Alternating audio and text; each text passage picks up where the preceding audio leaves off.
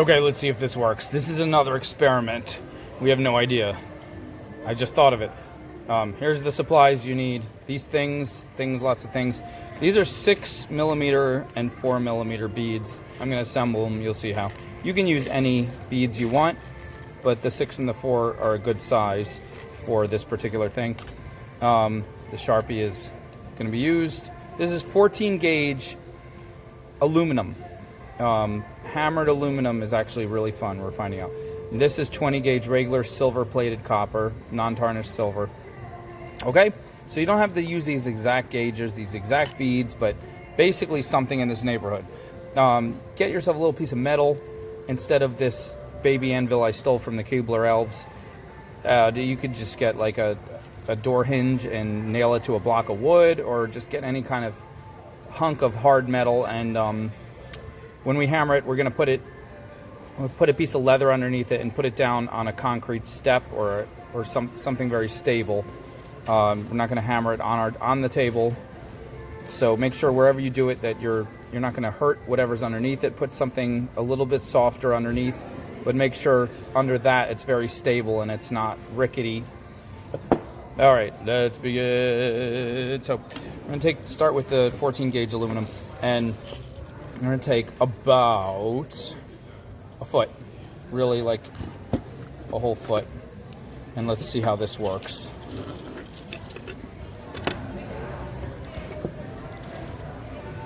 Now, no matter how much you take, make sure you take 2 equal pieces, so base your second piece off of how long the first one is.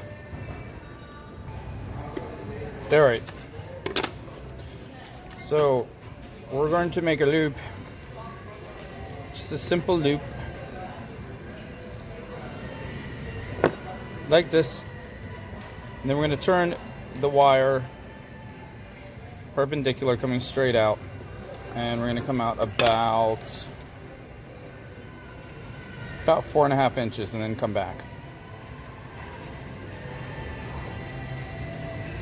And we're going to make another loop here. So obviously 12 inches was too much, but as long as you have the same amount. And we're going to make another loop right here. And we want these 2 loops to line up.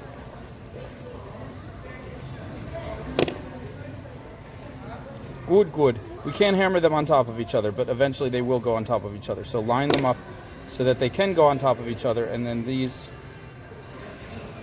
part, pinch this a little bit, get it kind of tight. You want to leave a little bit of a space, like maybe 2 millimeters, 3 millimeters.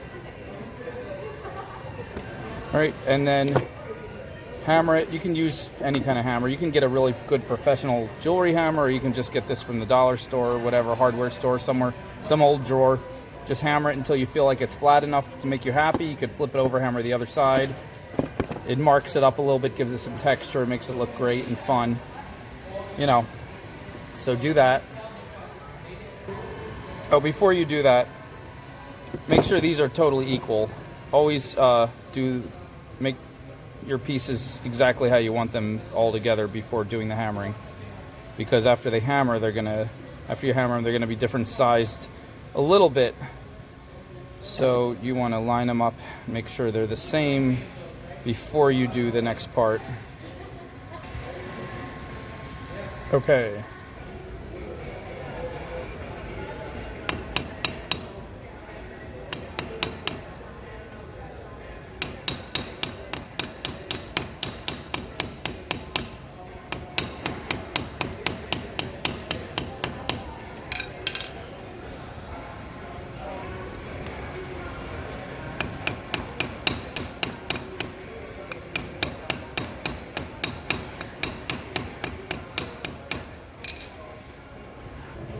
So as you can see, I clearly had no idea what I was doing, and yet here you are still watching. You should probably just turn this video off and go do some yard work.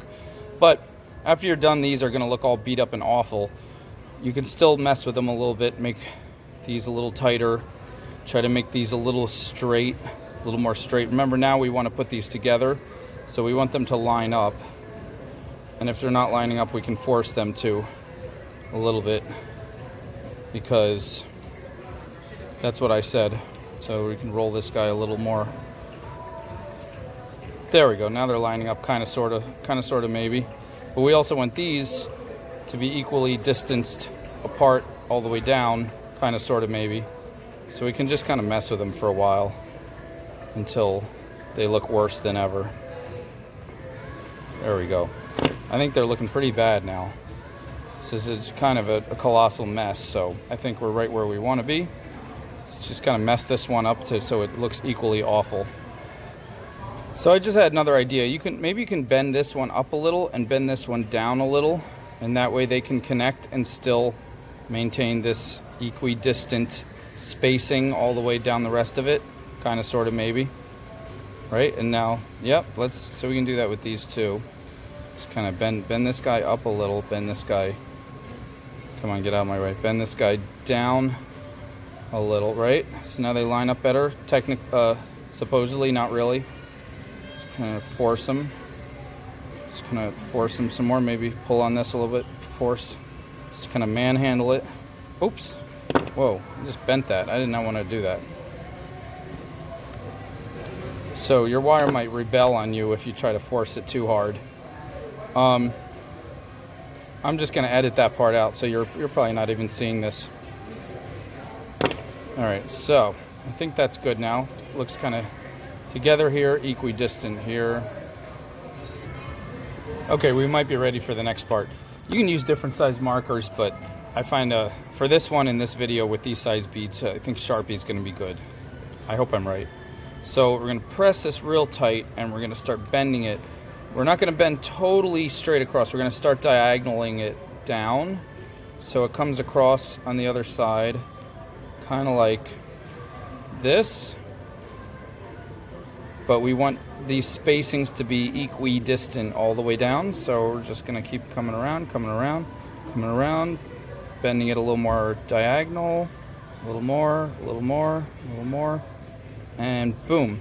And then I'm going to try to spread these out so that they're equally, and you got to play with them a little bit because you move one and the others move the other way, and then so you just got to keep playing with it till you get what you want. Sometimes use your pliers, sometimes use your fingers, just use whatever works.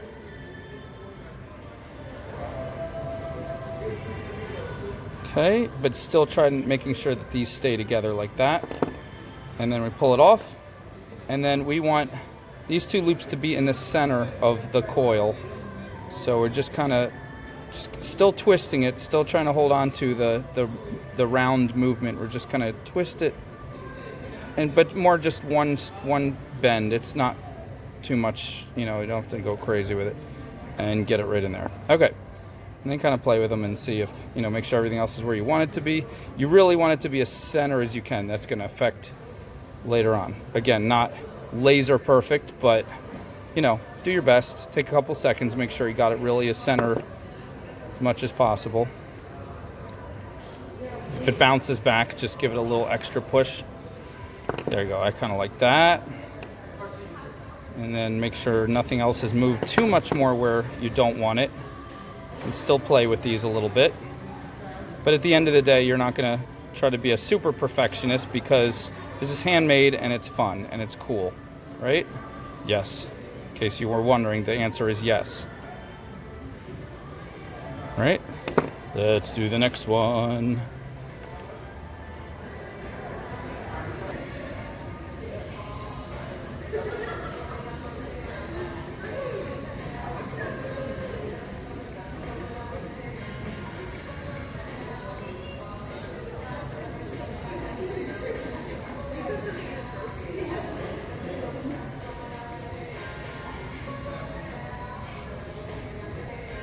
Okay, mess with them some more, make sure they're pretty equal to each other in size and length and coolness, and then put them aside.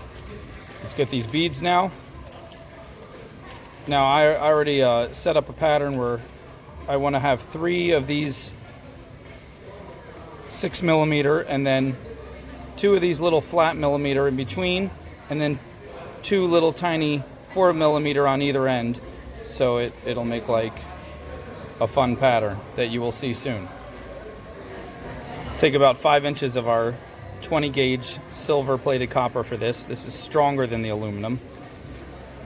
But 20 gauge is still good. It usually will go through most 4mm beads. Test your beads first to make sure. And we will begin. So we're just going to stack them on, basically.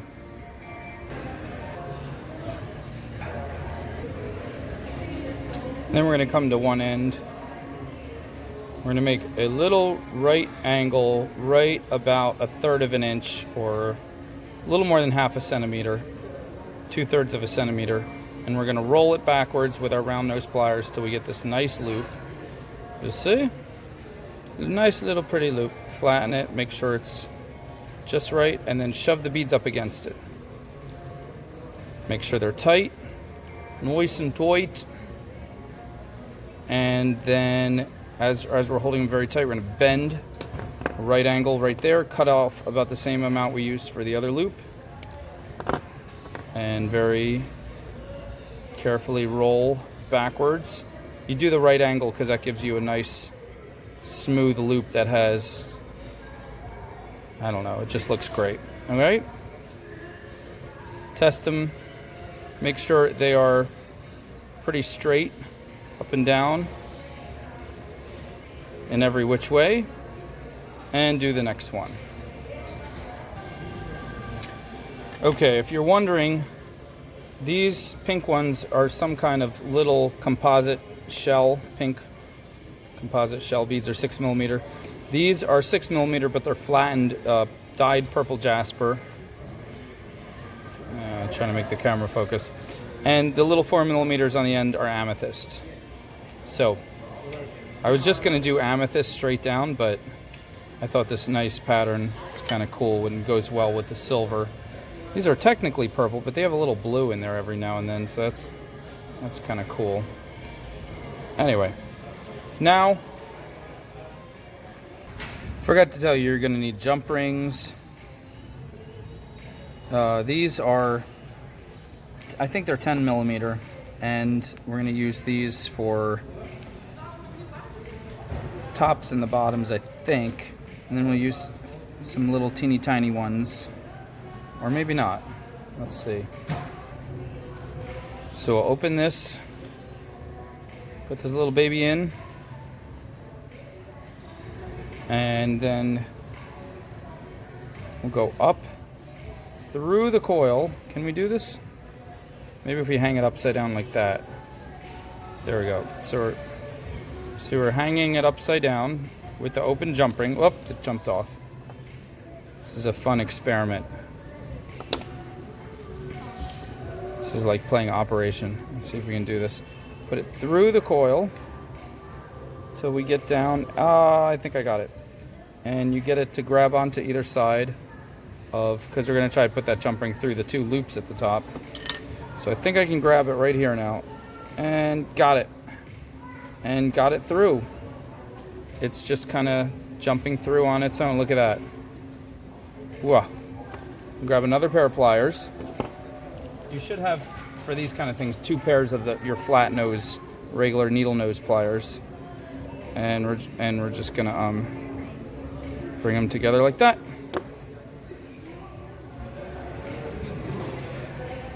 Now, voila.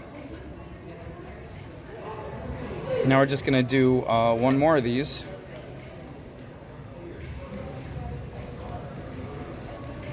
Up at the top here, and that'll go right to the earrings. Let's see if that works.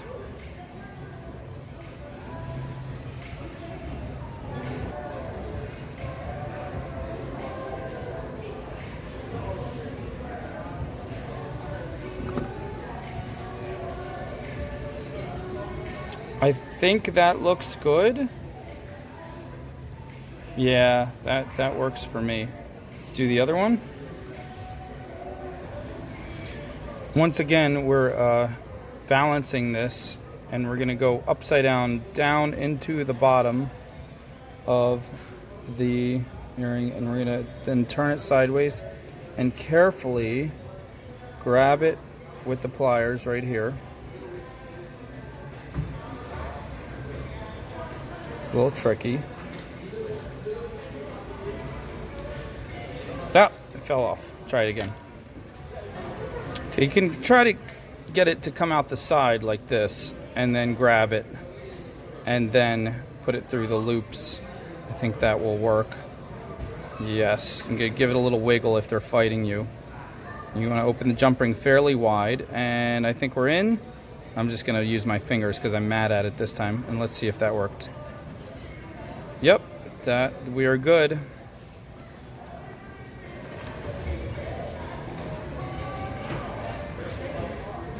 I think we're good.